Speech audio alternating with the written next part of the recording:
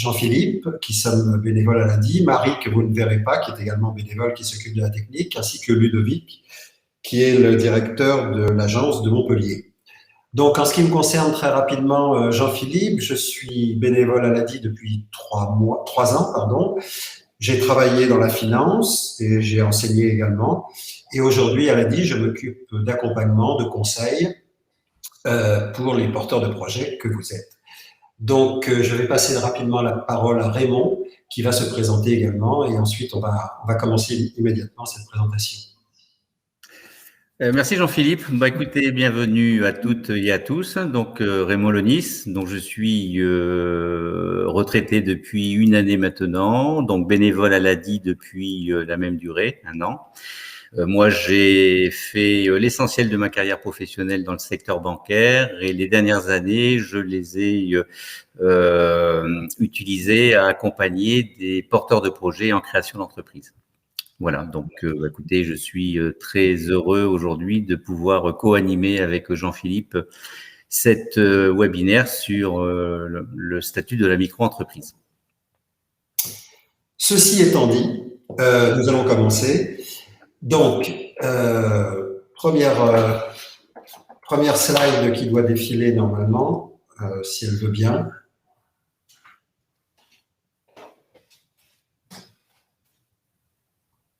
Voilà, c'est bon. Voilà. Peut-être,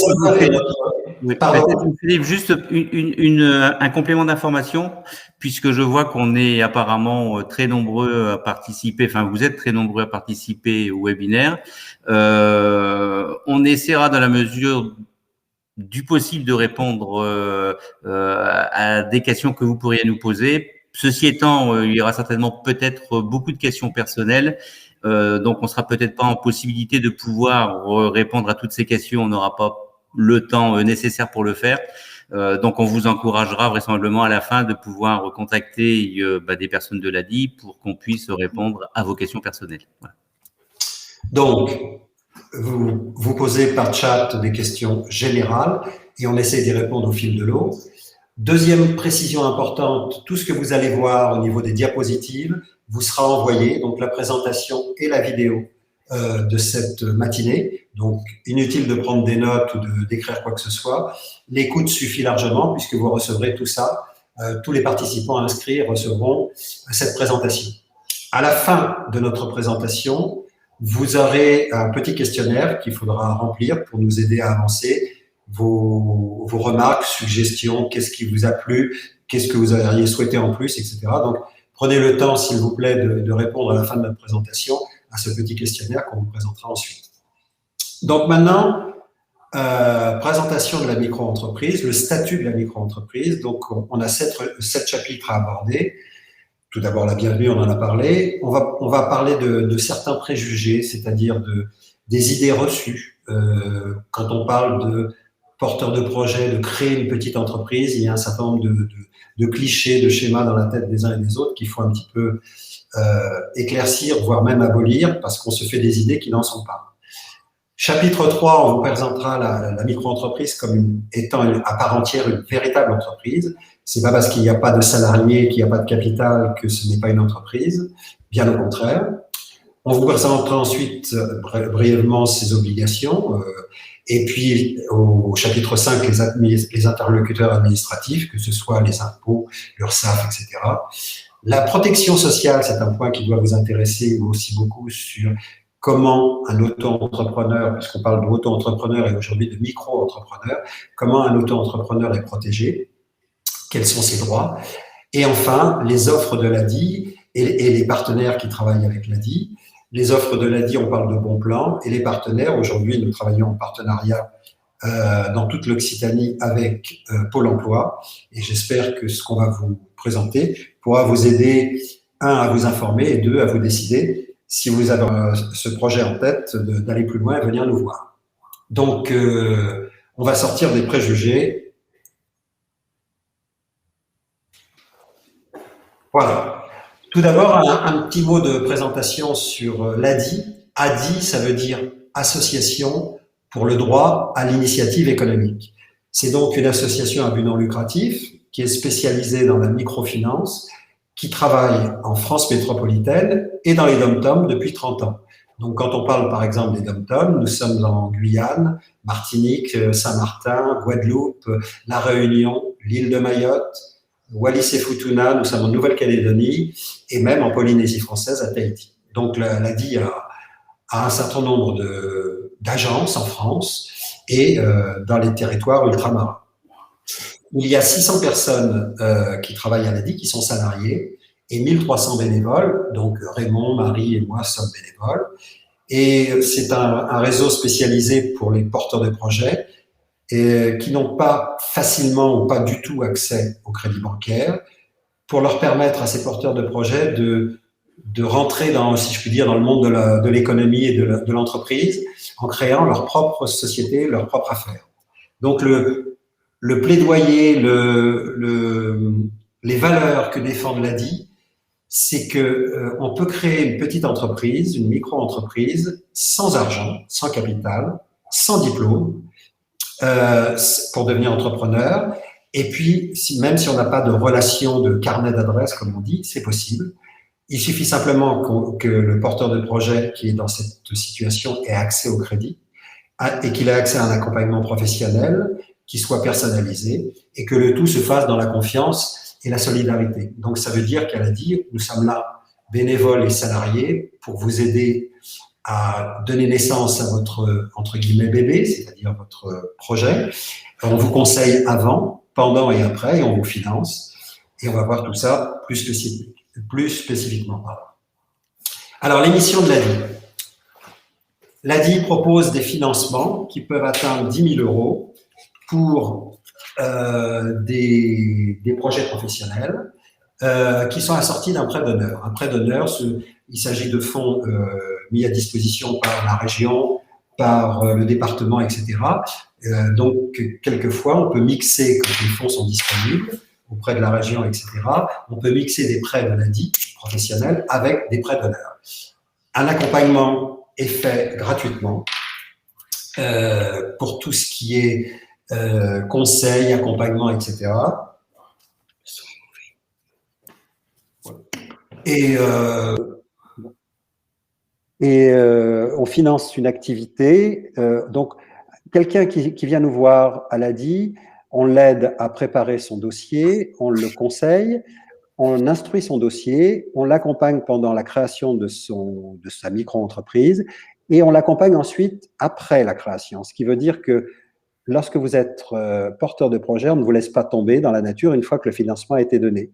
Donc, on vous accompagne tout au long de votre parcours. Personnellement, je suis une jeune femme à Montpellier depuis 2019. Elle a créé sa boutique dans les vieilles rues de Montpellier et on continue à se parler, à se voir pour s'assurer que tout se passe bien au fil du temps. Donc, à noter que l'ADI propose également des microcrédits personnels qui peuvent atteindre 5 000 € pour financer des besoins de mobilité. Il s'agit de personnes qui peuvent être en poste, en emploi, en CDI, en intérim, en CDD, mais qui ont un problème de mobilité. C'est-à-dire que leur employeur leur dit, par exemple, nous allons déménager de telle ville vers une destination plus lointaine et le porteur de projet, le salarié, pardon, n'a pas de permis de conduire. L'ADI peut financer un permis de conduire. L'ADI peut financer un véhicule d'occasion. Et l'ADI peut également, dans le cadre de la mobilité, financer une formation professionnelle si l'entreprise qui vous emploie n'a pas les fonds nécessaires dans son périmètre de formation. Et enfin, un point qui peut être important pour les uns et les autres à savoir, des personnes qui sont fichées à la Banque de France pour des soucis d'argent peuvent être éligibles au microcrédit de l'ADI. C'est-à-dire que lorsqu'on regarde votre dossier et on en parle, certaines personnes, bien qu'étant inscrites en rouge à la Banque de France pour des problèmes d'impayés ou autres, il est possible, dans certains cas, sur étude du dossier, et dans certains cas avec accord de la Banque de France, de vous accorder néanmoins un microcrédit. Donc voilà les 3 missions de l'ADI. On finance, on conseille et on accompagne des porteurs de projets. C'est le cœur de métier de l'ADI. Alors là, nous allons parler d'un certain nombre d'idées reçues parce que je pense qu'un certain nombre d'entre vous qui nous écoutez pensaient qu'il faut avoir ce qu'on appelle aujourd'hui des prérequis pour créer une entreprise. C'est pas le cas. Alors, D'abord, un certain nombre de personnes pensent que pour créer une entreprise, il faut être très diplômé. Je ne suis pas diplômé de l'école polytechnique ou de Harvard. C'est pas possible. Je ne pourrais pas créer ma société parce que je suis pas assez instruit. Je ne suis pas assez compétent. C'est faux. 54% des créateurs d'entreprises ont un niveau CAP, BEP ou baccalauréat. Et encore plus fort, un certain nombre n'ont même pas de diplôme du tout. Donc, ne vous mettez pas une barrière dans la tête en vous disant « j'ai pas fait d'études supérieures » ou même « je n'ai pas mon bac, c'est pas possible, je réussirai jamais à créer mon entreprise ». Vous pouvez tout à fait le faire. On est là pour vous aider. Et si vous avez des lacunes dans tel ou tel domaine, on est là pour les combler avec vous. Deuxième idée reçue qu'on doit combattre, évidemment, pour créer une entreprise, il faut de l'argent. 54% des créateurs se sont lancés avec moins de 8 000 euros. Donc, l'idée de dire « je n'ai pas d'épargne, mes parents, mes amis, mes copains ne peuvent pas me prêter de l'argent pour me lancer », l'ADI est là pour financer et ce n'est pas un barrage en tant que tel. Et enfin, dernière idée importante, un certain nombre d'entre vous, de porteurs de projets, pensez que pour créer une entreprise, il faut avoir l'idée géniale du siècle qui arrive de Mars et qu'il faut faire quelque chose d'innovant, absolument. Il faut créer une entreprise. Des créateurs d'entreprises se sont lancés sans faire quelque chose d'original, que ce soit de la prestation de service ou vendre.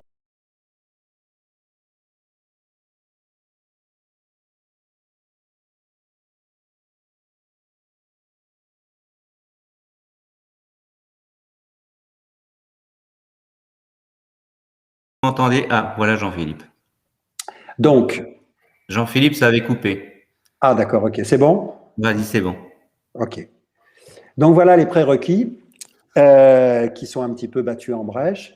Et autre point important, un certain nombre d'auto-entrepreneurs, on pense qu'ils veulent être riches. Ils créent une entreprise pour gagner beaucoup d'argent et concurrencer les milliardaires qui sont sur Terre.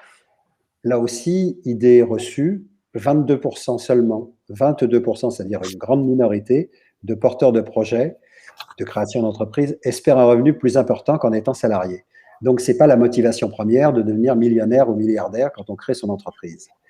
Ce que cherchent les auto-entrepreneurs, les micro-entrepreneurs que vous deviendrez peut-être demain, ce sont des hommes et des femmes qui souhaitent avant tout être indépendants. C'est 55% des créateurs qui poursuivent cet objectif. Leur motivation, c'est de dire « je veux être mon propre patron », en sachant que les patrons seront toujours les clients, mais je ne veux plus travailler dans une entreprise, je veux être mon propre décideur et prendre mon avenir entre mes mains et décider de ce que je vais faire. Voilà ce que c'est que la motivation des auto-entrepreneurs. Alors, la micro-entreprise, est-ce que c'est vrai, une vraie entreprise? Évidemment. Et Raymond va vous en parler. Merci Jean-Philippe.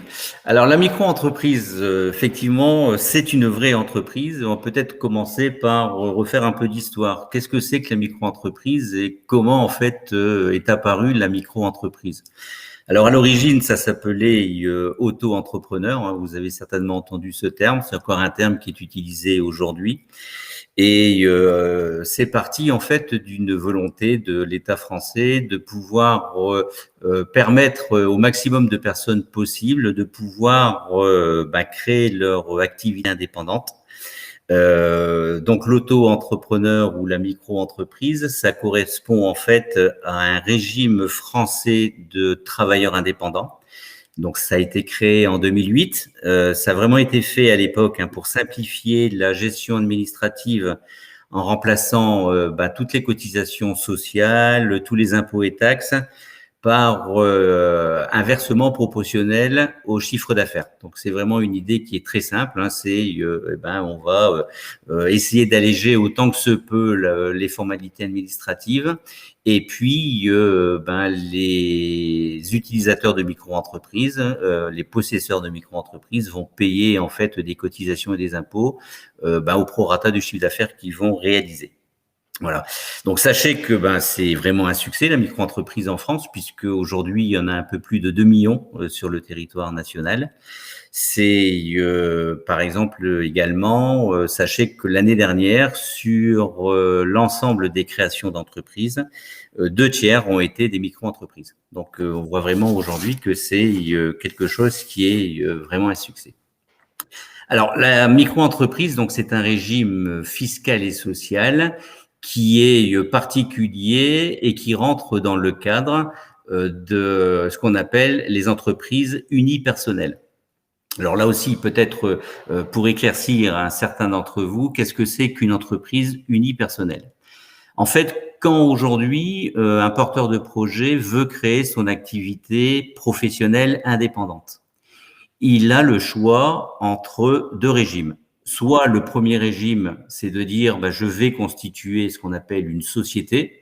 Vous avez tous entendu parler, je pense, de EURL, SARL, SASU, SAS. Enfin bon, voilà, c'est des noms qui vous parlent.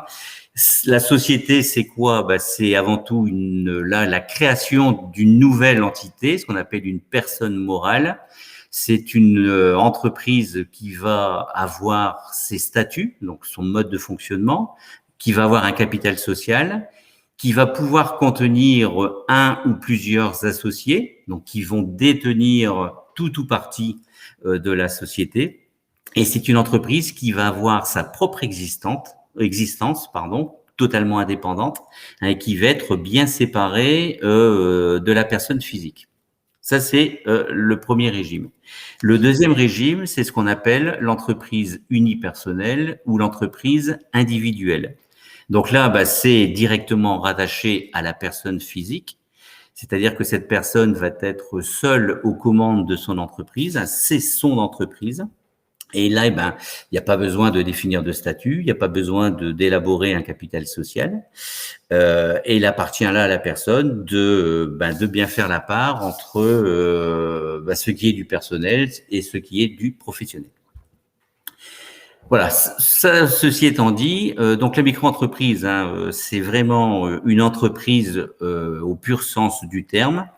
Et à ce titre-là, c'est une entreprise qui va avoir un numéro d'immatriculation unique, c'est ce qui s'appelle un numéro sirène. C'est vraiment son numéro d'identification. Et si on voulait faire une analogie, c'est comme le numéro de sécu pour la personne physique, le numéro de sécurité sociale. Donc ça s'appelle là un numéro sirène.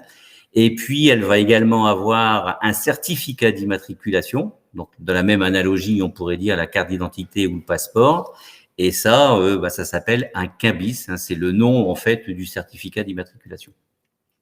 Alors bien évidemment, l'entreprise, en fonction de son activité, en fonction de ses résultats, c'est quelque chose qui va avoir un impact sur les impôts, sur la sécurité sociale, sur éventuellement les droits à Pôle emploi, sur les revenus que vous pouvez toucher, etc. Ça, c'est tous des points qu'on va avoir de façon un peu plus détaillée dans la présentation. La micro-entreprise, c'est donc, je le disais tout à l'heure, une volonté de permettre au maximum de personnes de pouvoir exercer une activité indépendante. Donc, c'est un régime aujourd'hui qui est accessible à quasiment tout le monde, que vous soyez étudiant, que vous soyez salarié, que vous soyez retraité, demandeur d'emploi, fonctionnaire, vous pouvez prétendre à ouvrir une micro-entreprise. Vous pouvez, par exemple, tout à fait avoir votre micro-entreprise tout en gardant une activité de salarié, par exemple, pour développer un revenu complémentaire. Je fais juste une toute petite aparté pour les fonctionnaires. En fonction de certains ministères ou certains corps d'État, pour pouvoir créer une micro-entreprise, il faut un accord préalable de l'employeur et qui donne certaines conditions. Donc, généralement, c'est une durée limitée dans le temps. Par exemple, il vous donne un accord pour 2 ou 3 années et il peut aussi demander de passer à ce moment-là au niveau salarié en temps partiel pour vous laisser le temps d'exercer votre micro-entreprise. Il faut savoir également qu'il y a quelques métiers qui ne sont pas accessibles en micro-entreprise. Alors très rapidement, il y a tout ce qui est métier qui relève de la MSA, de la mutualité sociale agricole. où là, vous ne pouvez pas faire de micro-entreprise. Tout ce qui va être lié aux professions médicales, pharmacien, médecin, tout ce qui est expert comptable, assurance, notaire, huissier, tout ce qui est du régime de la TVA immobilière, les agents immobiliers, les marchands de biens, tout ce qui est également qui relève des droits d'auteur. Donc les indépendants qui relèvent des droits d'auteur. Voilà. Mais bon, ça veut dire quand même qu'il y a une très très grande partie aujourd'hui de personnes qui peuvent accéder à la micro-entreprise. Ensuite, la micro-entreprise, vous êtes bien sûr éligible, si vous y avez droit, aux aides à la création d'entreprise, qu'on appelle l'ACRE. Donc là également, je ne vais pas m'étendre plus puisque c'est une diapo qui va être consacrée sur le sujet un peu après. Et comme je le disais tout à l'heure, le mode de fonctionnement a été le plus simple possible, c'est-à-dire que en micro-entreprise, vous allez payer des cotisations sociales comme tout dirigeant d'entreprise, mais ces cotisations sociales, vous allez les payer en fonction du chiffre d'affaires que vous réalisez. Donc, si vous faites du chiffre d'affaires, si vous déclarez du chiffre d'affaires, vous payez des cotisations. Si vous déclarez 0 en chiffre d'affaires, et on verra qu'il faudra déclarer 0, vous ne payez pas de cotisation. Donc, c'est quand même un sacré avantage. Et puis, dans le même ordre d'idées, le montant des revenus imposables que vous allez payer par rapport à l'activité que vous allez exercer et des revenus que vous allez dégager, il va être calculé de façon forfaitaire, et ça en fonction du chiffre d'affaires et de la nature de l'activité que vous allez exercer.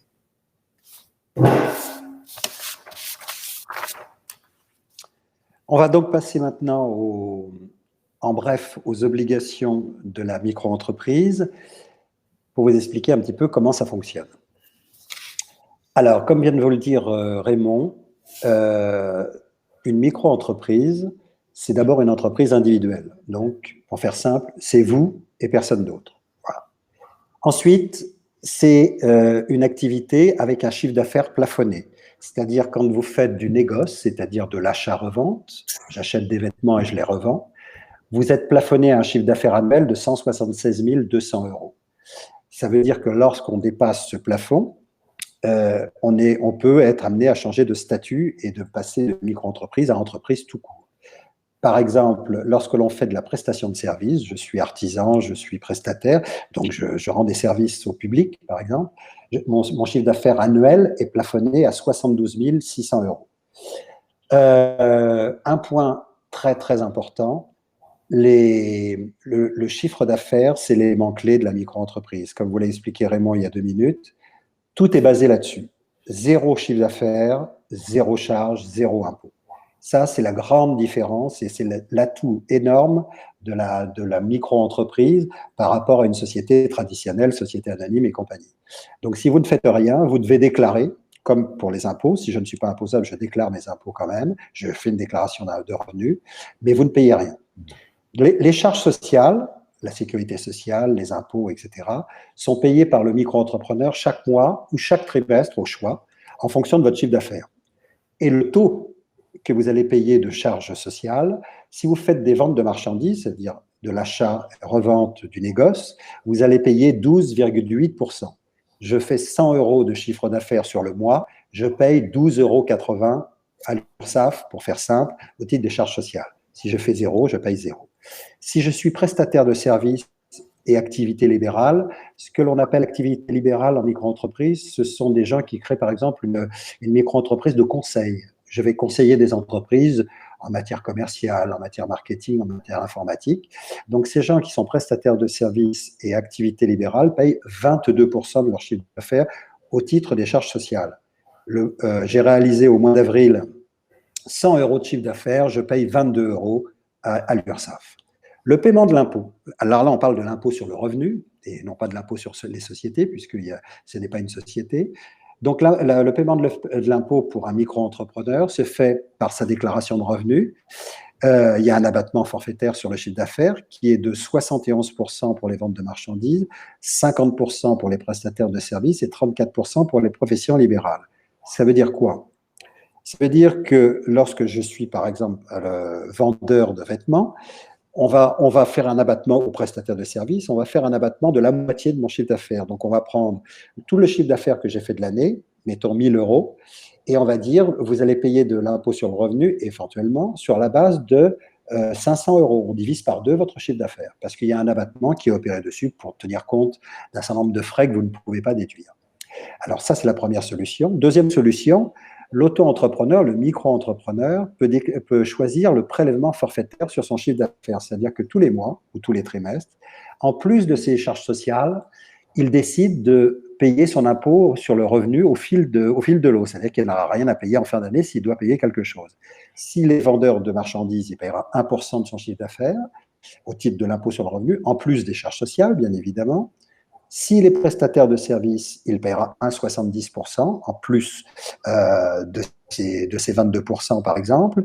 Et s'il est profession libérale, il paiera 2,2% en plus des 22% qu'il paye.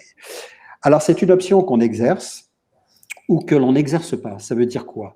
Ça veut dire que bien évidemment, si je ne suis pas imposable, ce qui est le cas de l'immense majorité des micro-entrepreneurs qui démarrent, il ne faut absolument pas choisir l'option du prélèvement forfaitaire parce que je trouve un petit peu dommage, voire stupide, de donner 1% de mon chiffre d'affaires aux impôts alors que je ne paye pas d'impôts. Donc, il vaut mieux faire sa déclaration de revenus en fin d'année et de pratiquer l'abattement qui est prévu par la loi et de ne pas payer d'impôts. Donc, voilà ce qui se passe au niveau de la micro-entreprise. Les obligations du micro-entrepreneur. Alors, le micro-entrepreneur, il a un régime comptable extrêmement allégé. Pour faire simple, vous n'avez rien à faire. Vous prenez, soit vous êtes familier avec les outils numériques, les ordinateurs, et vous avez des petits logiciels sur Internet gratuits qui vous permettent de tenir votre semblant de comptabilité. Et si vous n'avez pas ces compétences ou ce savoir-faire, il y a une méthode très simple, c'est un carnet, un cahier à spirale qui ne coûte rien du tout, un crayon, une gomme et une calculette. Et qu'est-ce qu'on va mettre dessus? On va déclarer toutes ses recettes, c'est-à-dire son chiffre d'affaires qu'on a encaissé, en mettant le nom du client, le montant de la facture, la date de la facture, comment on a été payé, et on fait pareil du côté des achats. Si on a des achats de marchandises ou d'autres choses, on note dans ce cahier, avec les mêmes indications, ce qu'on a acheté, c'est tout. Voilà ce que c'est que la comptabilité. Donc, c'est un livre de recettes-dépenses, pour faire simple, avec une particularité qui est liée à la micro-entreprise. Le régime normal pour un micro-entrepreneur, c'est de ne pas avoir de TVA à facturer à ses clients et de ne pas récupérer de TVA. Donc, qu'est-ce qu'on fait dans ces cas-là? Les factures que vous allez émettre en tant que micro-entrepreneur, les factures que vous allez faire à vos clients, vous allez indiquer dessus une mention TVA non applicable, article 293B du CGI. CGI, c'est le Code général des impôts. Et vous mettez ça sur toutes vos factures de vente. C'est obligatoire. Alors, vous avez soit un tampon, soit vous l'écrivez à la main, aucune importance. Et ce qui fait que votre facturation à vos clients sera hors taxe comme TTC. Il n'y a pas de TVA dessus. Et bien sûr, sur vos achats, s'il y a de la TVA, malheureusement, vous ne pourrez pas la déduire, vous ne pourrez pas la récupérer.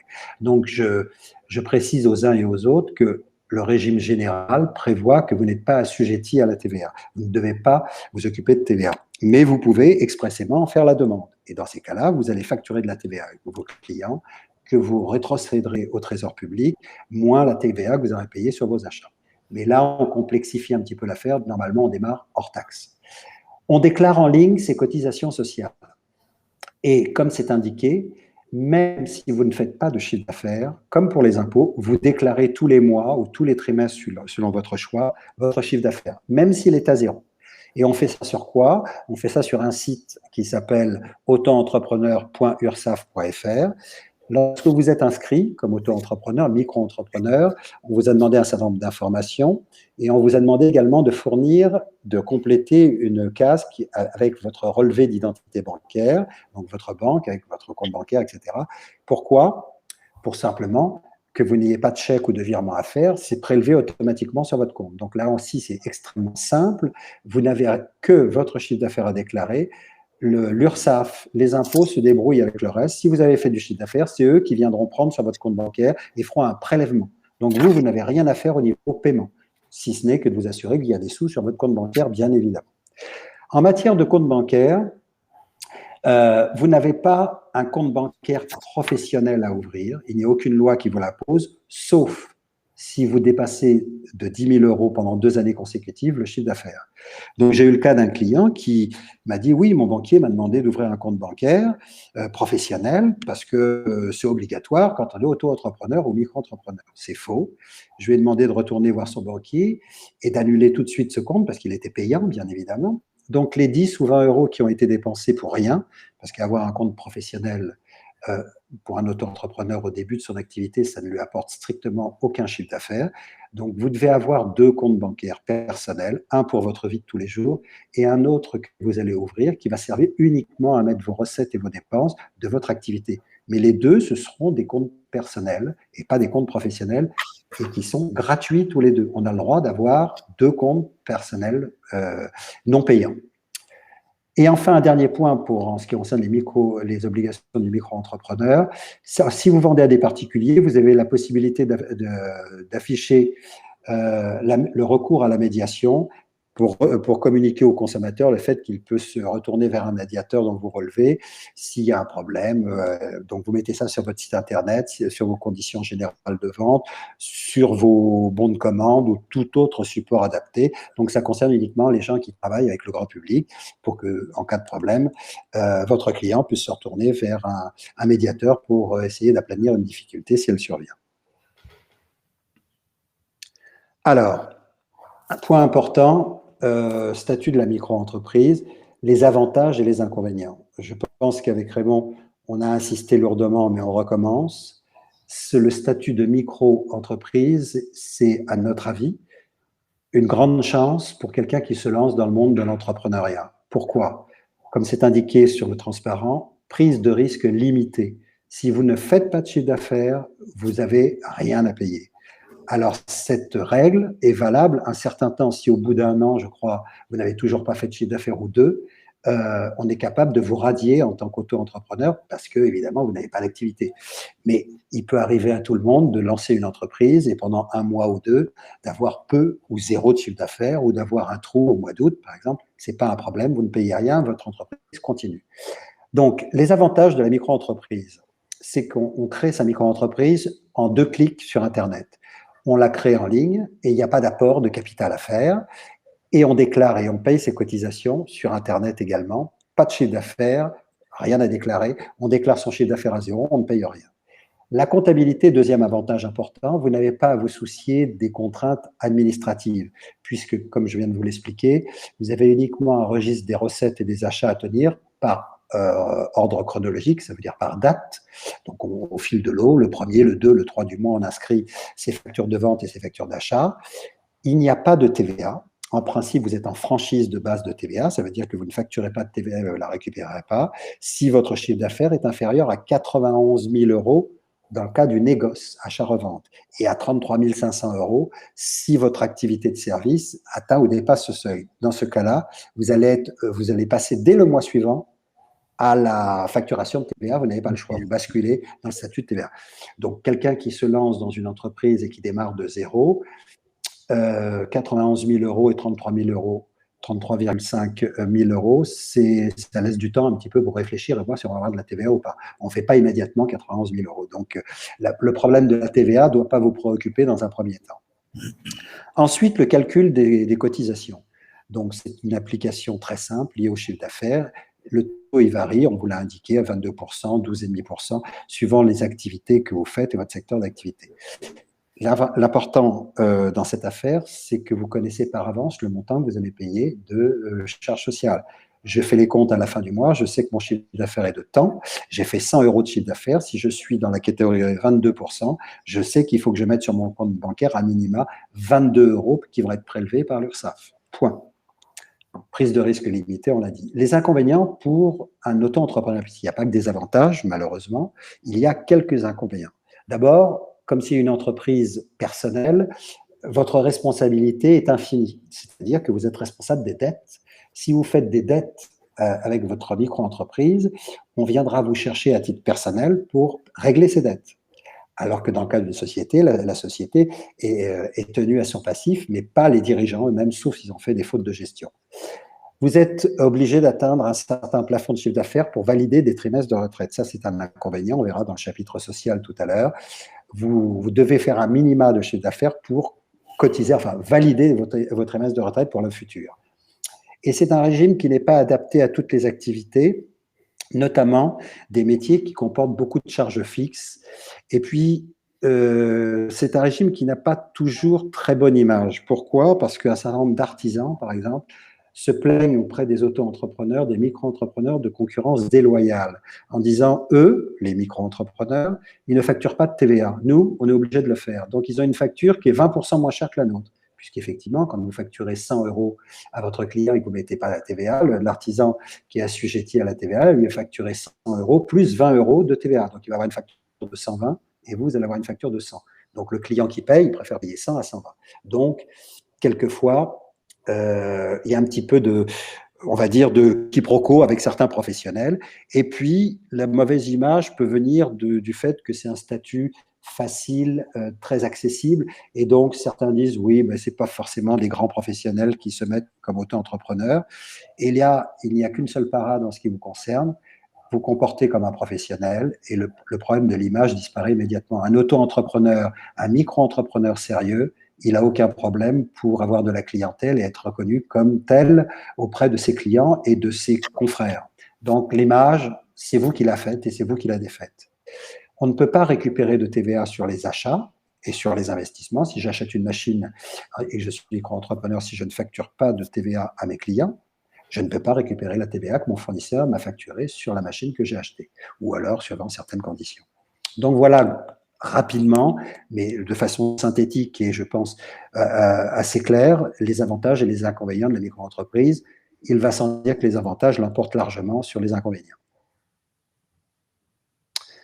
Alors, ici, une petite présentation pour vous expliquer ce qui se passe pour valider des trimestres de retraite. Donc, c'est le montant du chiffre d'affaires qu'il faut déclarer à l'année pour valider des trimestres de retraite.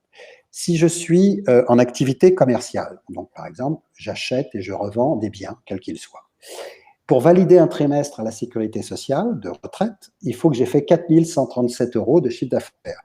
Pour valider une année de chiffre de retraite, 4 trimestres, il faut que j'ai fait 20 740 € de chiffre d'affaires si je suis dans la catégorie activité commerciale. Si je suis, alors ce sont des chiffres, barème 2020.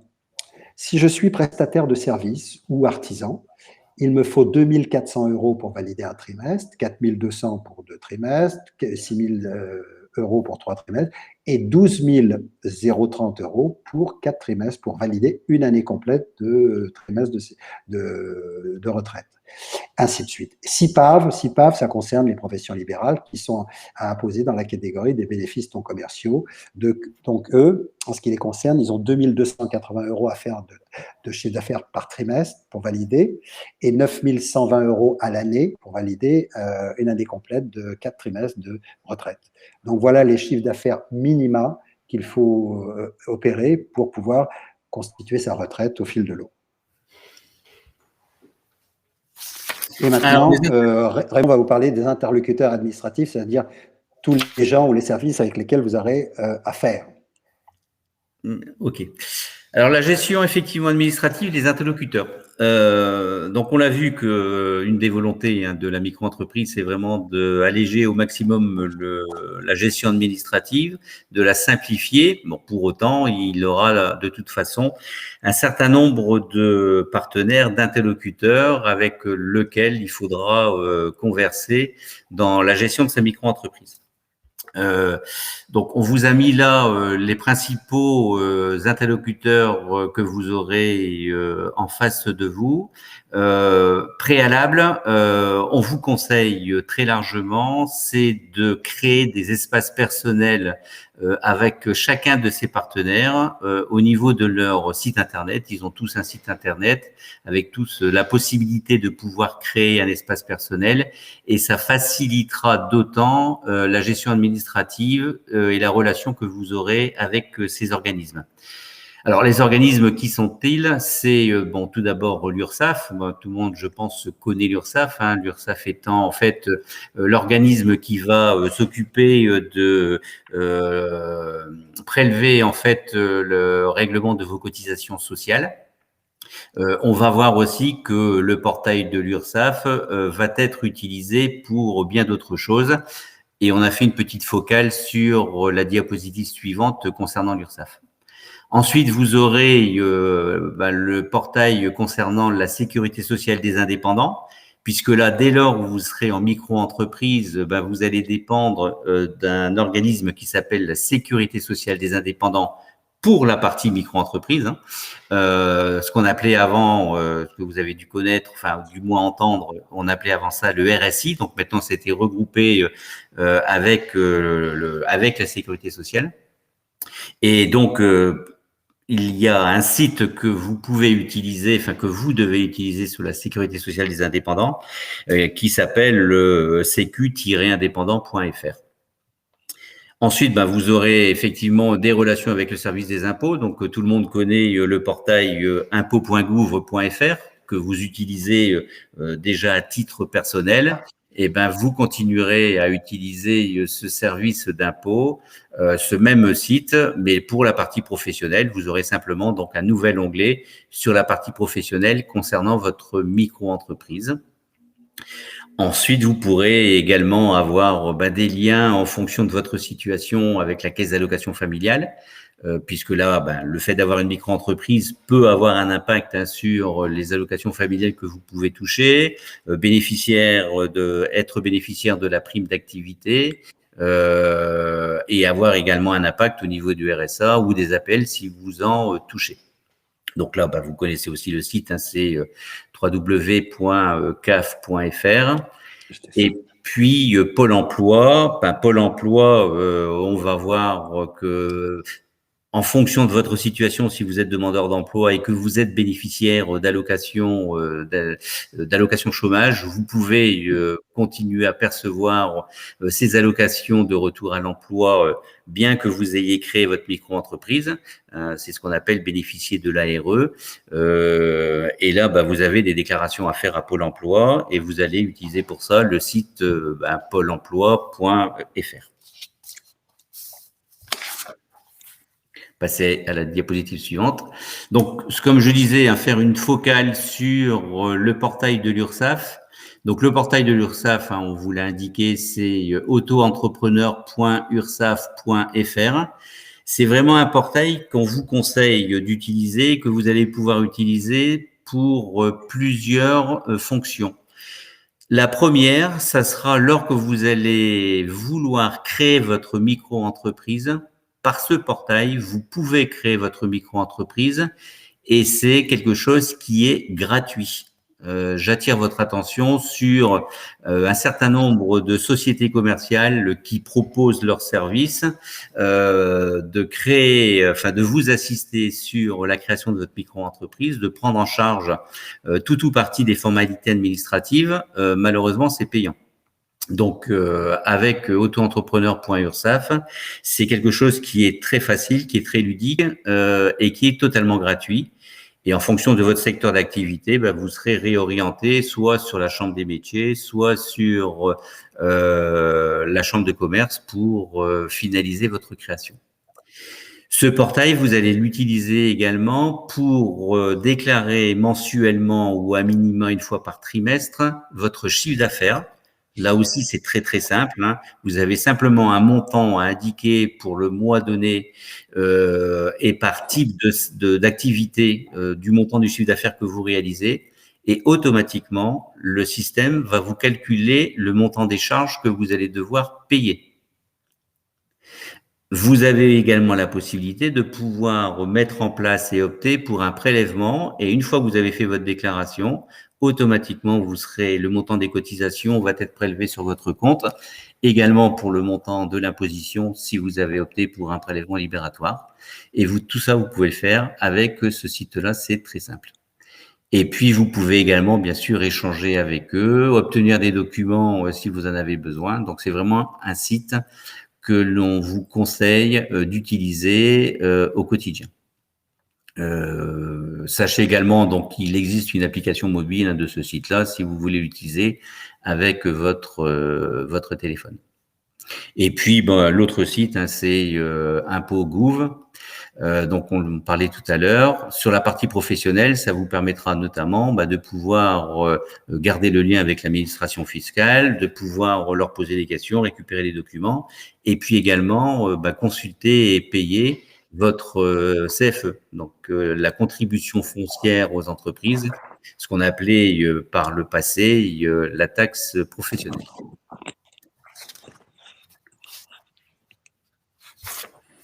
On va aborder maintenant un point qui est important pour le micro-entrepreneur, comme pour tout le monde d'ailleurs, les salariés aussi, le chapitre de la protection sociale du micro-entrepreneur ou de l'auto-entrepreneur, puisque ces deux termes sont identiques. Alors, tout d'abord, en termes de micro-entreprise, vous avez des droits. Vous accédez en tant que micro-entrepreneur à une protection sociale, pardon, aux prestations maladie, maternité et aux allocations familiales dans les mêmes conditions que les salariés. Donc, vous êtes traité de la même manière. Vous cotisez également en tant que micro-entrepreneur à la retraite de base des travailleurs indépendants, qui est calculée de la même manière que celle des salariés, à condition, bien évidemment, de déclarer, comme je vous l'ai indiqué tout à l'heure, un minimum de chiffre d'affaires par trimestre ou à l'année. Les travailleurs indépendants disposent d'un régime de retraite complémentaire obligatoire. Et vous avez également accès à une couverture invalidité d'essai et droit à la formation professionnelle. Alors, question, pourquoi j'ai droit à tout ça? Tout simplement parce que vous payez des cotisations sociales. Donc, un micro-entrepreneur qui paye des cotisations sociales, c'est une obligation, mais en face, il a des droits, ceux que je viens de vous indiquer. En termes de protection sociale toujours, qu'est-ce qui se passe si je tombe malade ou si j'ai un accident? En cas d'accident ou de maladie, qu'est-ce qui se passe avec mon statut de micro-entrepreneur? Alors tout d'abord, le délai de carence. L'indemnité maladie, si c'est le cas pour vous, elle est versée à partir du 4e jour en cas d'hospitalisation et à partir du 8e jour en cas de maladie ou d'accident. En cas d'arrêt de travail supérieur à 7 jours, ce délai de carence est réduit de 7 à 3 jours. Ce qu'on appelle délai de carence, ce sont les jours où rien n'est versé, vous ne touchez à rien du tout. Donc, si vous avez un arrêt de travail supérieur à 7 jours, une semaine, le délai de carence est ramené de 7 à 3 jours. La durée du versement, pendant combien de temps je vais toucher cette indemnité maladie? Alors, les indemnités journalières versées par la Sécurité sociale, elles peuvent être versées pendant 3 ans pour les gens qui relèvent d'une affection de longue durée, ALD, donc c'est-à-dire une maladie grave, handicapante, etc., ou au titre de soins de longue durée. Donc là, vous bénéficiez comme un salarié d'une indemnité journalière qui peut vous être versée pendant 3 ans. 360 jours sur une période de 3 ans pour les autres arrêts, c'est-à-dire maladie ou accident. On ne peut pas indemniser la première année d'activité. Attention, quand on est micro-entrepreneur, la première année, c'est une année, entre guillemets, dite blanche, donc il n'y a pas d'indemnisation, il faut attendre une année pour pouvoir être pris en charge. C'est une particularité. Je précise également un point important, lorsqu'on est micro-entrepreneur, auto-entrepreneur, on ne cotise pas au chômage. Donc, comme vous n'avez pas de cotisation chômage, vous ne pouvez pas bénéficier du chômage en tant que micro-entrepreneur. Par contre, on va voir tout à l'heure qu'on peut être à la fois demandeur d'emploi et micro-entrepreneur. Mais un micro-entrepreneur qui n'est que ça, si je puis dire, ne peut pas prétendre au chômage puisqu'il n'a pas de cotisation. Alors, tout à fait, un point important, l'ADI, il y a des partenariats avec un certain nombre de sociétés, d'assurance notamment, et AXA, par exemple, propose une assurance professionnelle de 200 € en prenant en compte une garantie pendant 3 mois maximum en cas d'arrêt d'activité de plus de 15 jours et ou d'hospitalisation de plus de 3 jours dès la première année. Donc, c'est un point important. Et elle propose également une complémentaire santé adaptée en partenariat avec Via Santé. Ce qu'on appelle une complémentaire santé, c'est ce qu'on appelle tous, dans le langage de tous les jours, une mutuelle. Donc, via AXA, c'est une proposition et pas une obligation, les clients de l'ADI peuvent s'adresser à AXA par notre intermédiaire pour avoir cette complémentaire santé et bénéficier de cette garantie au titre de l'assurance professionnelle. Alors, des nouveautés en matière de protection sociale pour vous, mesdames, en matière de congé maternité, des nouvelles dispositions qui ont été prises pour que ce soit plus favorable pour les femmes qui sont micro-entrepreneuses ou auto-entrepreneuses. Elles peuvent bénéficier d'une allocation forfaitaire de repos maternel destinée à compenser la diminution de leur activité. Elle est versée en 2 fois, au 7e mois et après l'accouchement. Donc, c'est une indemnité forfaitaire qui est destinée à compenser cette baisse d'activité liée à l'état de grossesse de la micro-entrepreneuse. Et elles peuvent bénéficier également, en nouveauté aussi, d'une indemnité journalière forfaitaire d'interruption d'activité s'il s'agit d'un arrêt d'au moins 56 jours, 8 semaines, dont 14 avant la date présumée de l'accouchement. Si l'interruption d'activité se prolonge, un complément d'indemnité peut être versé dans la limite de 3 976 € et 2 centimes. Et si vous souhaitez avoir davantage de précisions, il faut interroger la Sécurité sociale des indépendants, SSI, qui vous donnera toutes les informations complémentaires, toutes les précisions qui peuvent vous intéresser à titre individuel. Alors, on va maintenant parler rapidement de l'ACRE. L'ACRE, ça veut dire aide aux créateurs et repreneurs d'activités. Donc l'ACRE est désormais accessible aux auto-entrepreneurs sous condition de statut. Donc qui est-ce qui peut bénéficier de l'ACRE? Et vous allez voir que c'est un allègement des charges sociales. Si vous êtes demandeur d'emploi, indemnisé par Pôle emploi ou indemnisable. Si vous êtes bénéficiaire du RSA, les jeunes de 18 à 25 ans et les personnes résidant dans un quartier prioritaire de la ville. QPV. Depuis le 1er janvier 2020, le système a changé. Auparavant, quand vous bénéficiez de l'ACRE, ça se passait sur 3 ans. La première année, vous payiez 25% du taux normal, du taux plein des charges sociales. La deuxième année, vous passiez à 50%. La troisième année, vous payez 75%. Et la quatrième année, le taux complet. Le gouvernement, les pouvoirs publics ont changé tout ça depuis le 1er janvier 2020. Maintenant, les 3 ans sont devenus 1 an et les 25, 50 et 75 sont devenus 50%. Pour être clair, aujourd'hui, un micro-entrepreneur qui bénéficie de l'ACRE, pendant 1 an, il va payer la moitié des charges qu'il aurait dû payer au régime normal. Si je vends des marchandises, je paye normalement 12,8%. La première année, je vais donc payer la moitié de 12,8%, soit 6,4% de charges sociales. Si je suis prestataire de service, je devrais payer normalement 22%. Pendant 1 an, si je suis bénéficiaire de l'ACRE, je vais payer la moitié, 11%. Et si je suis profession libérale, conseil par exemple, au lieu de payer également 22% le taux normal, je vais payer pendant 1 an 11%. Pour bénéficier de cette disposition qui est quand même assez sympathique pour les créateurs de micro-entreprises, puisque vous payez la moitié des charges sociales, il faut que la demande soit envoyée à l'URSSAF au moment de la création de votre micro-entreprise ou dans les 45 jours suivants, hors régime de la micro, dont l'aide est appliquée automatiquement. Donc, il ne faut pas rater cette opportunité parce que c'est un vrai coup de pouce supplémentaire donné aux micro-entrepreneurs en allégeant pendant 1 an, seulement 1 an, mais 1 an tout de même, ces charges sociales pour essayer de vous donner un peu d'air au niveau financier et avant de basculer dans le régime général, le régime normal. Donc, c'est à ne pas rater. On le fait au moment de la création de son entreprise ou dans les 45 jours suivants auprès de l'URSSAF, cette demande d'ACRE. Alors, l'ACRE, repreneur d'activité, là, on voit le cas des indépendants qui sont en société. Les conditions de l'ACRE pour les indépendants hors micro-entreprise sont les suivantes. Je suis totalement exonéré si mon revenu professionnel est inférieur à 30 852 €, c'est-à-dire ça représente les 3/4, 75% du plafond annuel de la sécurité sociale. Mon exonération devient dégressive si mon revenu professionnel est compris entre 30 853 € et 41 136. Et je ne suis pas du tout exonéré lorsque mon revenu professionnel est supérieur ou égal à 41 137 €. C'est une fois le plafond annuel de la sécurité sociale. Donc, tout ce que je viens de vous dire concerne les indépendants qui sont en société, donc pas micro-entrepreneurs. Cette exonération ne peut pas être possible qu'à condition de vous verser un revenu. Par exemple, si vous êtes en société et que vous touchez des dividendes, les dividendes, c'est ce que touche un actionnaire sur les bénéfices qu'a fait l'entreprise. L'ACRE n'est pas concerné par ce dispositif. Il faut avoir un revenu. Voilà ce qu'on peut dire rapidement sur le zoom concernant l'ACRE. Et Raymond reprend la parole.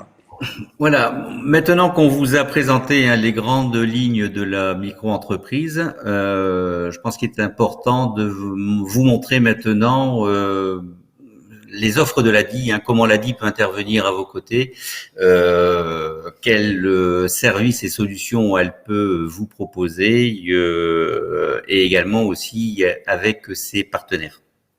Alors, si on peut passer à la diapositive suivante, merci. Donc l'ADI, c'est d'abord et avant tout une solution d'accompagnement et une solution de financement.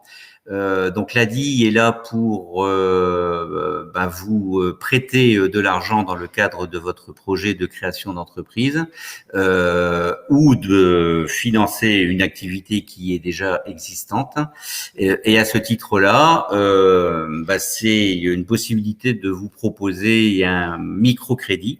Donc c'est un microcrédit qui peut aller jusqu'à 10 000 euros. Donc l'ADI, sa cible première, c'est d'accompagner des petits porteurs de projets et donc de leur prêter jusqu'à 10 000 euros à un taux d'intérêt qui est pas anodin, qui est de 7,45% actuellement. Alors ce taux d'intérêt, faut savoir que l'argent que prête l'ADI aujourd'hui, elle-même, il faut qu'elle aille l'acheter auprès de partenaires financiers, donc notamment auprès des banques, et que les banques ne prêtent pas l'argent gratuitement, malheureusement. Ensuite, c'est la prise en compte d'une ce qu'on appelle la couverture du risque, donc d'une prise de risque que l'ADI va faire en prêtant de l'argent. Et puis, c'est également permettre de couvrir en partie les frais de structure. L'ADI est une association avec un certain nombre de salariés et il y a une partie des frais généraux qui peuvent être couverts grâce à ce taux d'intérêt. Et puis, c'est également l'effort de solidarité, un mouvement collaboratif de l'emprunteur qui, lui, va pouvoir bénéficier de ce crédit à un instant T. Et grâce à ce taux d'intérêt, c'est lui donner également la possibilité à quelqu'un d'autre de pouvoir bénéficier de ce crédit et de pouvoir emprunter à l'ADI ultérieurement. Ensuite, il y a une contribution de solidarité de 5%, qu'on peut comparer à des frais de dossier qui vont être pris une fois lors de la mise en place du crédit. Et puis, au niveau de ce microcrédit professionnel, en termes de garantie, nous allons demander à ce que le porteur de projet puisse trouver quelqu'un qui va se porter garant de son projet, caution solidaire, et qui va prendre l'engagement de rembourser le crédit si jamais l'emprunteur ne peut pas le faire, et ça jusqu'à hauteur de 50% du montant. Quelque chose d'important à noter, c'est que le crédit qui peut être octroyé par l'ADI, on peut financer en fait toutes les composantes d'une création de société. C'est-à-dire, ça peut être aussi bien un local ou un commerce, si vous avez besoin ou un entrepôt, si vous avez besoin d'un local. Ça peut être du stock, la constitution du stock de départ. Ça peut être la trésorerie, donc se constituer une trésorerie d'avance qui est importante pour pouvoir démarrer. Mais ça peut être également du matériel, du mobilier, un véhicule, de la publicité, de la communication. Enfin voilà, donc les conditions d'octroi sont quand même très très larges au niveau de ce microcrédit. Et puis donc on vous a mis un petit exemple pour vous donner un ordre d'idée de ce que ça peut faire. Par exemple, là, un financement d'un stock de marchandises et d'une constitution de trésorerie, 4 500 euros sur 30 mois. Donc, avec ce taux de 7,45, on est à des échéances de moins de 165 euros par mois. Donc, ça, c'est sur le microcrédit professionnel.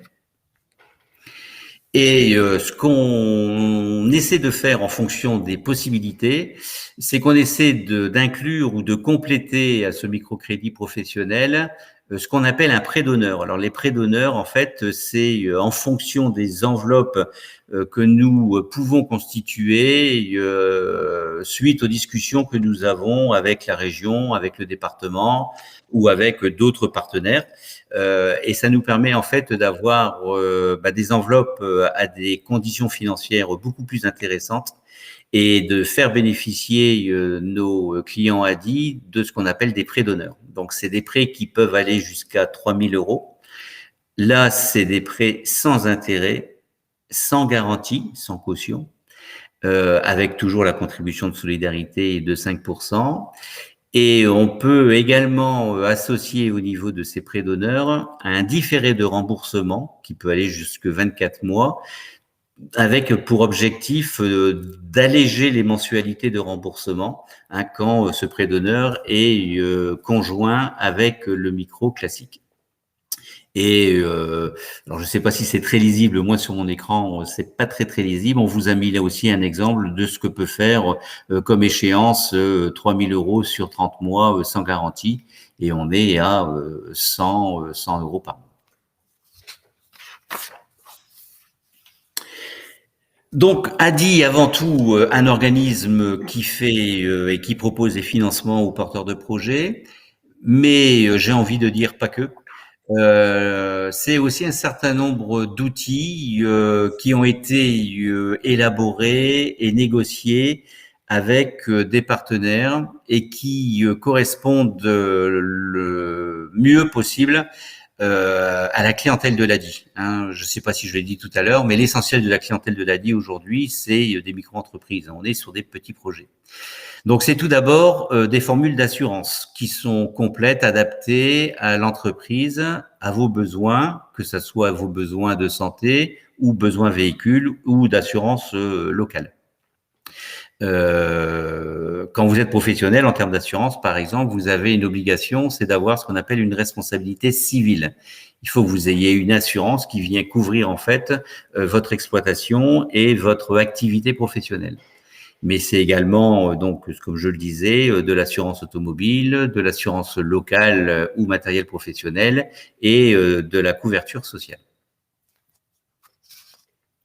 Donc, on a élaboré en fait des offres avec des assureurs nationaux pour avoir des services qui soient complets et à des prix tout à fait négociés.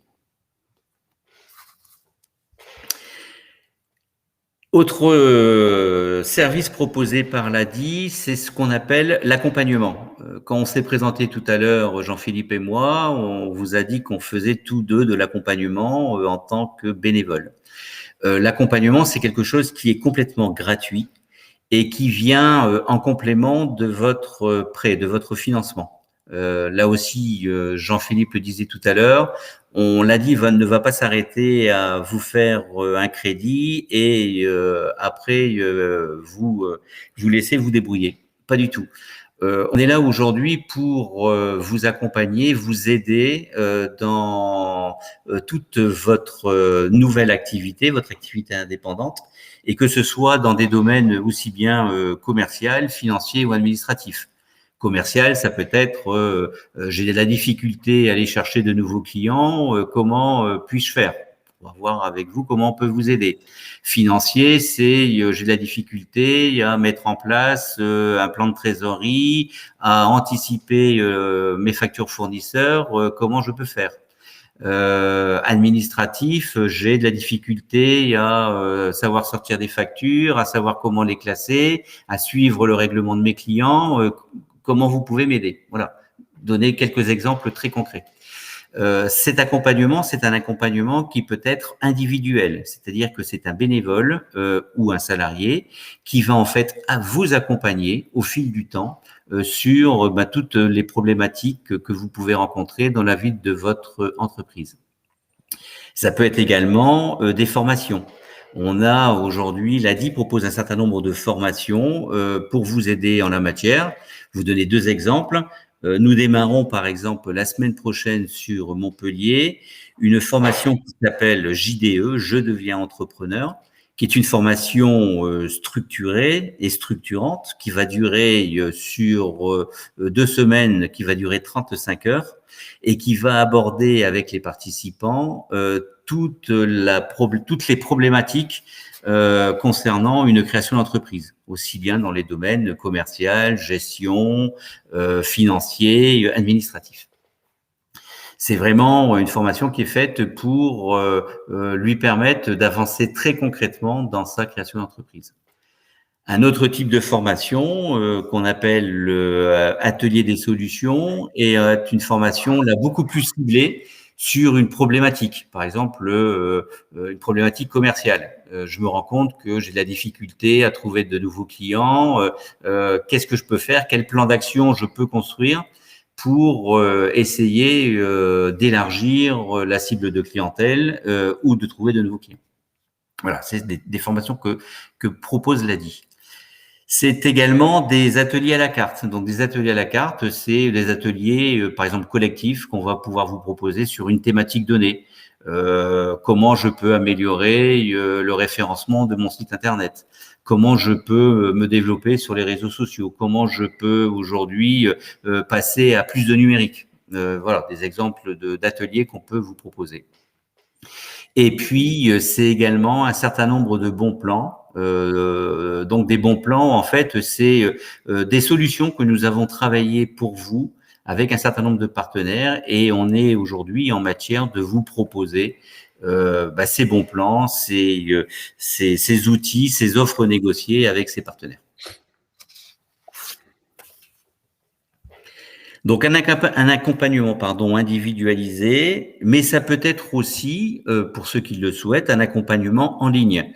Donc là, c'est vous permettre en fait de pouvoir vous permettre un accompagnement à votre rythme, à votre temps, à distance, et vous pouvez faire cet accompagnement assez gratuit en ligne pour construire votre projet et avancer en fait pour bien démarrer votre entreprise.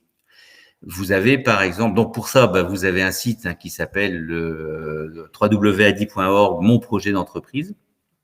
Vous avez par exemple un outil qui s'appelle Je construis mon projet, qui est un outil qui est très ludique et qui va vous permettre, en fonction encore une fois à votre rythme, de construire et d'avancer sur la création de votre projet, sur les différentes étapes, vous poser les bonnes questions, commencer à établir votre business plan et tout ça de façon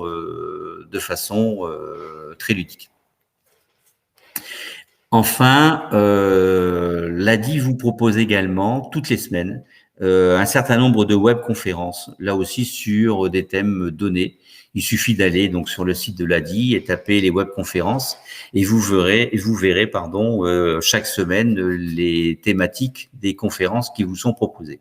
Tout ça étant bien évidemment, encore une fois, gratuit. Alors, les bons plans, j'en parlais tout à l'heure. Donc, on a travaillé avec un certain nombre de partenaires par rapport aux problématiques qu'on pouvait recenser de nos clients ADI sur un certain nombre de solutions qu'on pouvait leur apporter. Donc, ce qu'on appelle les bons plans. Donc, c'est des outils, des solutions qu'on peut proposer et qui vont concerner aussi bien le domaine de la gestion. Vous avez par exemple, si je vois au milieu de l'écran, Koala.me, qui est une société spécialisée dans la micro-entreprise et qui propose un logiciel de gestion pour le micro-entrepreneur, qui va le libérer, qui va lui permettre de faire des facturations, qui va le libérer de sa déclaration, etc., etc. Ça peut être également dans le domaine du financier. On a élaboré des partenariats et des offres partenaires avec des sociétés de banque en ligne, Xconto et Shine par exemple. Ça peut être avec un expert comptable. Ça peut être dans le domaine de l'assurance, on vient d'en parler. Mais c'est également des bons plans concernant de l'entretien ou de l'achat de matériel. Par exemple, on a une solution à vous proposer sur du matériel et de la téléphonie reconditionnée, dans un souci d'économie. Ça peut être tout ce qui va être sur l'équipement du véhicule, la signalétique. Ça peut être vous accompagner sur des solutions de site internet. Ça peut être sur tout ce qui va être la publicité, la communication, sur des solutions de terminaux de paiement. Voilà, donc n'hésitez pas à interroger votre conseiller et à interroger votre bénévole sur le sujet des bons plans.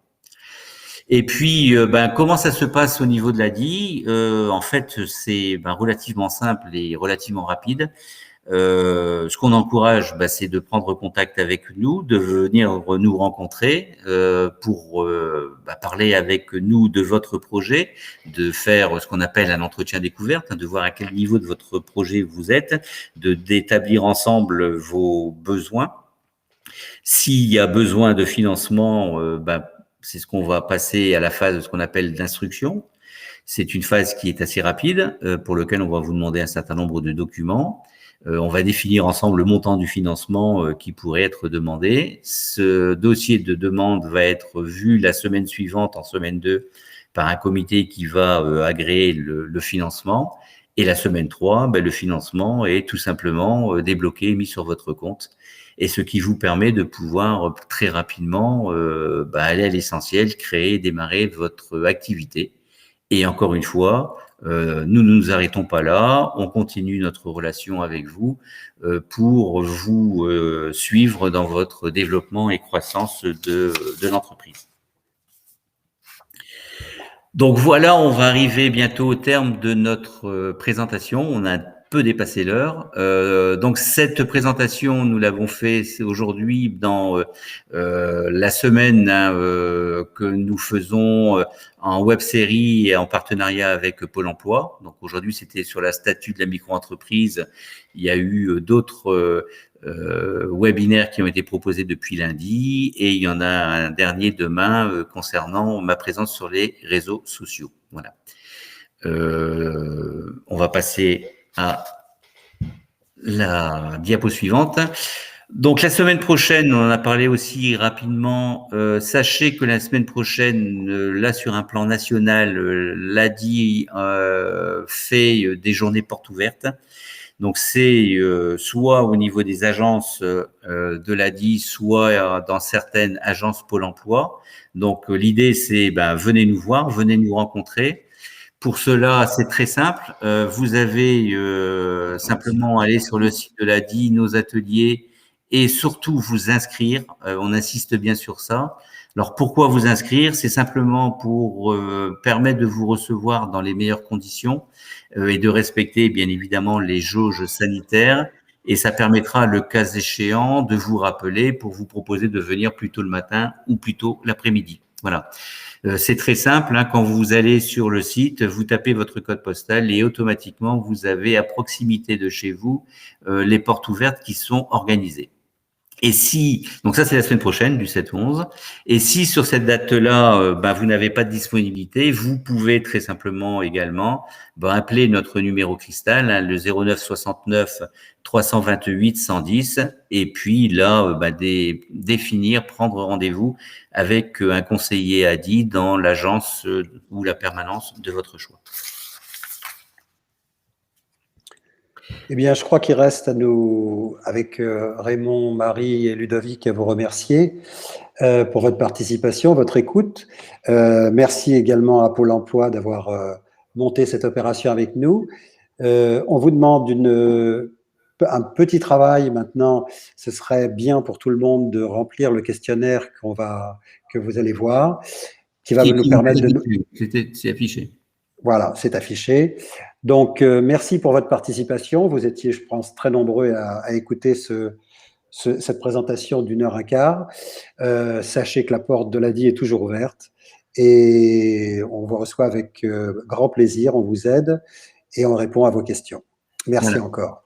Voilà, pour l'enquête, hein, donc on vous laisse, on va dire 5 minutes pour 5 minutes, ouais. pour que vous puissiez répondre. Voilà, hein, encore une fois, merci à vous si vous pouvez le faire, ça nous aide beaucoup.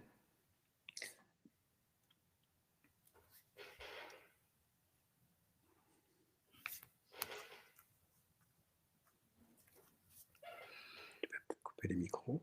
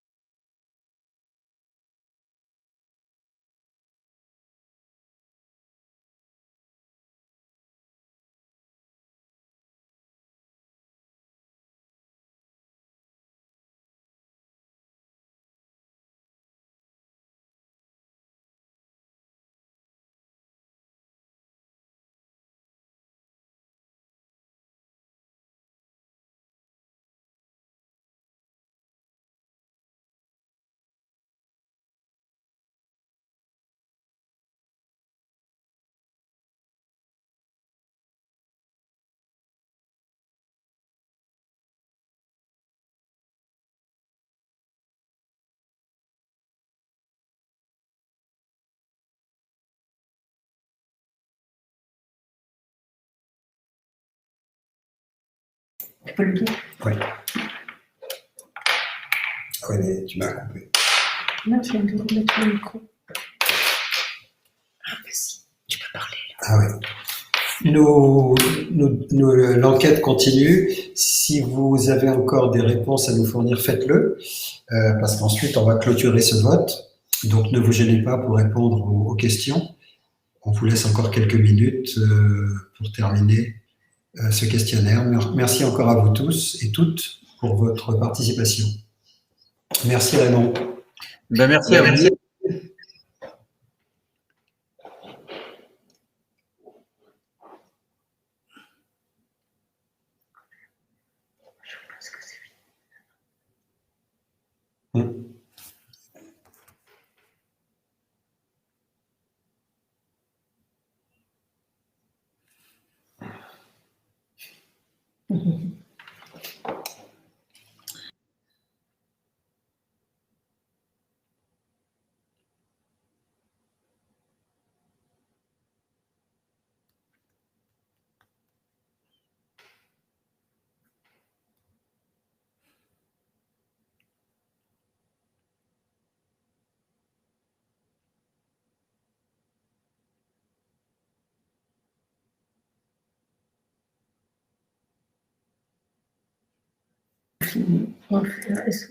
Est-ce que Tout le monde a terminé de voter parce que nous allons Ouais, je pense qu'on peut clôturer la clôturer phase. le vote.